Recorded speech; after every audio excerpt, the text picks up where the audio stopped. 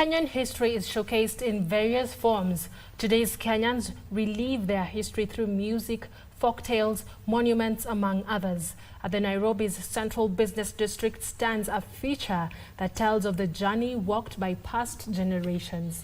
Well, a few kilometers away in a bustling neighbourhood known for its market and matatus lies the name rooted in war, Kariokor, a local pronunciation that resorted to its current name. In our inaugural segment on Know Your History, Aaron Marie traces the powerful and often forgotten connection between Kariokor and the African soldiers and porters who served in the First World War.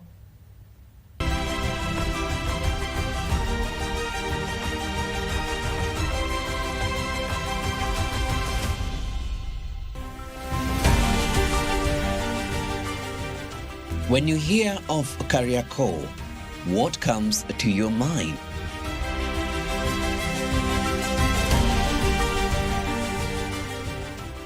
What do those who reside here think? Sikia inaitwa Kariokor juu ya Wakamba juu ya hizi kirio na hizi kuku. It's a marketplace. Chenye unahitaji huwezi kosa. The name Kariokor is not just a name. It is widely understood to be a local adaptation of the words Kariokors. Jengo hili ilijengwa na wakoloni na hapo ndipo jina la Kariokor ilitoka kwa sababu kulikuwa na regiment ya wakoloni ilikuwa inaitwa Kariokor. During the World War I, more than 400,000 African men across British East Africa were recruited and often forcibly conscripted into the Kariokors.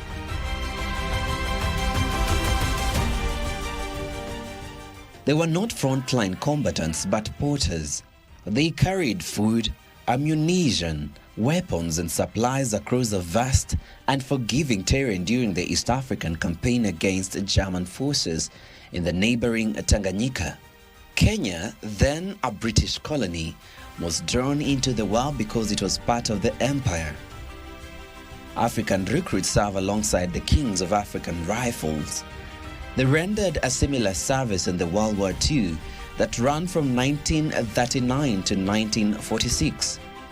Subsequently, this monument was put up on what was then Delamere Avenue, today's Kenyatta Avenue, to honor the Africans who were involved in the British East African campaign against the Germans.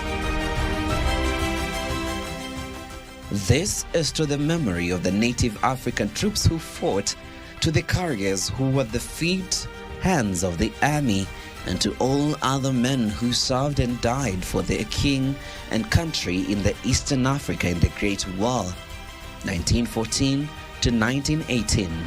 If you fight for your country, even if you die, your sons will remember your name. Quoting British writer Rudyard Kipling, and which is also translated in Kiswahili and Arabic. It speaks of loyalty, service, and remembrance. But historians argue the memorial reflects more of the colonial perspective than the lived experience of the carriers themselves. When Kenya gained independence in 1963, statues of colonial monarchs, including King George V, were removed from the city square.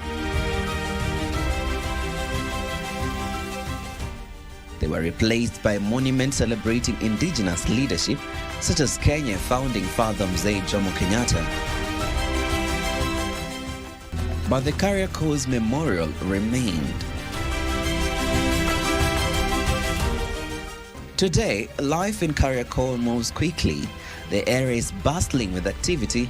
Few, however, connect the name of the neighborhood to a global war fought more than a century ago. Kariokor and the Kariokor's memorial tell a powerful story. They remind us that public monuments are not just art, they carry with them a story. Perhaps next time you hear about Kariokor, you'll remember the history. Reporting for Know Your History, I'm Aaron Marie.